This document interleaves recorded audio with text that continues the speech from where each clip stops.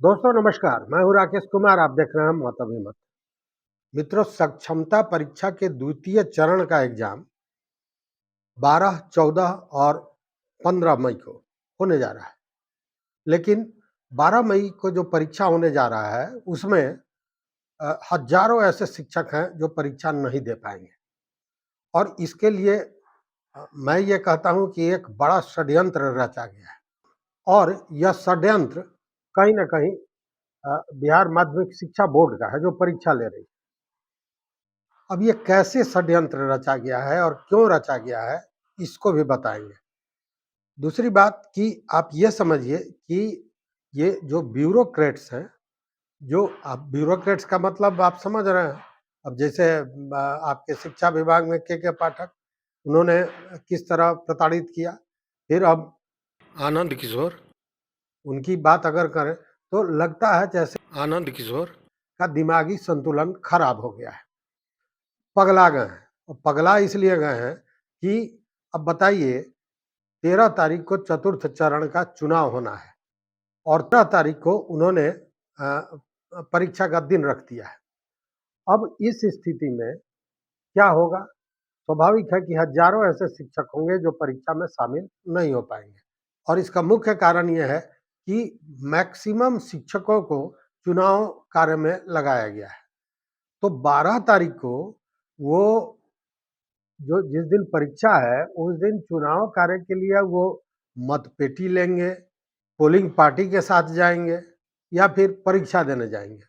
अगर परीक्षा देने चले गए और पोलिंग पार्टी के साथ नहीं गए तो उन पर एफआईआर हो जाएगा। ऐसा दर्जनों आपने मामला देखा होगा पूरे देश में कि कोई भी शिक्षक अगर चुनाव कार्य से अलग हो जाता है या चुनाव कार्य में उसकी ड्यूटी हो और नहीं जाता है, उस स्थिति में एफआईआर होना लाजमी है। चूंकि बहुत संगीन मामला समझा जाता है। चुनाव देश का महापर्व है और उसमें अगर आपकी ड्यूटी है और आप नहीं जाते हैं तो वो बहुत बड़ा अपराध माना जाता है और वैसे में एफआईआर होना तो तय है। अब ये शिक्षकों के लिए बड़ी समस्या है कि आखिर वो 12 तारीख को परीक्षा देने जाएं या 12 तारीख को चुनाव ड्यूटी में जाएं।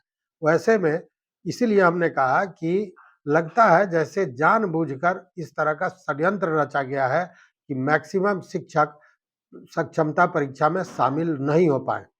और ये सामने दिख रहा है चूंकि चुनाव है और चुनाव में सारे लोग कहीं ना कहीं ड्यूटी में लगे हुए हैं। वैसे में 12 तारीख का परीक्षा कैसे दे पाएंगे?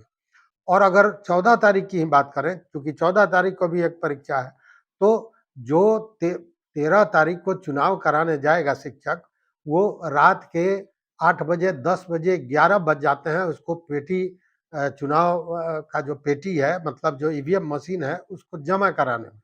उसके बाद वो कब घर लौटेगा, कब परीक्षा देने जाएगा, गजब स्थिति है। ये आप समझ रहे हैं। इसीलिए मैंने कहा कि ये जो ब्यूरोक्रेट्स हैं, ये अपनी मनमानी से चल रहा है। देखिए, नीतीश सरकार जब से आई तब से बार-बार कहा गया कि नीतीश सरकार में ब्यूरोक्रेट्स हावी हैं और इसका सीधा उदाहरण है। अब देखिए, नीतीश सरकार, नीतीश जी कैबिनेट में अगर कोई बात करते हैं, सदन में कोई बात करते हैं, उसकी भी मान प्रतिष्ठा ये ब्यूरोक्रेट्स नहीं रखते हैं। वैसे में ये जो आनंद किशोर हैं, इन्होंने भी अब नया कारनामा कर दिया।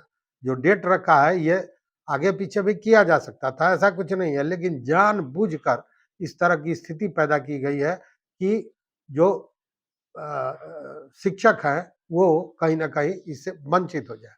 दूसरी बात, अब ये आज से इसका एडमिट कार्ड भी मिलना शुरू हो गया। लेकिन अब देखिए, एडमिट कार्ड अगर आप डाउनलोड कर लेते हैं और उसको लेके परीक्षा हॉल में जाते हैं परीक्षा देने, तो आपका प्रवेश नहीं मिलेगा। उसके लिए पहले आपको कार्यक्रम पदाधिकारी से उस पर हस्ताक्षर लेना होगा। मतलब कि अब एडमिट कार्ड लीजिए और कार्यक्रम पदाधिकारी के पीछे घूमिए। अब कार्यक्रम पदाधिकारी को भी एक मौका दिया जा रहा है कि भैया आप भी इसका आनंद लो। अब आनंद वो किस तरह लेंगे सो आप समझ रहे हैं। तो स्थितियां यही बनी हुई हैं और वैसे में निश्चित रूप से शिक्षकों के साथ ये बहुत बड़ा, इसे मैं कहूँगा कि अन्याय है और ये जो ब्यूरोक्रेट्स हैं वो कर रहे हैं। नीतीश जी की जो स्थिति है उसमें उनकी चलनी नहीं है, वो कुछ समझ भी नहीं पा रहे हैं जो स्थिति बनी हुई है। रोज़ हम लोग उनका वीडियो देख रहे हैं, तो उस स्थिति में सरकार की तरफ से कुछ भी नहीं सोचा जा सकता, जबकि शिक्षा मंत्री भी हैं। शिक्षा मंत्री को भी इस पर ध्यान देना चाहिए, लेकिन वो भी मुँह पर टेप साट के बैठे हुए हैं, वो भी कुछ नहीं कर रहे हैं। अब देखना है कि ऐसे में जो शिक्षक बंधु हैं, वो किस तरह परीक्षा देते हैं। इस वीडियो में बस इतना ही। देखते रहिए मत अभिमत। चैनल पर नए हो तो निश्चित रूप से सब्सक्राइब कीजिए, लाइक कीजिए, दोस्तों के साथ शेयर कीजिए और अपना विचार इस पर ज़रूर दीजिए कि ये जो हुआ है, ये सही हुआ है या गलत हुआ है। बहुत-बहुत धन्यवाद। बहुत-बहुत धन्यवाद।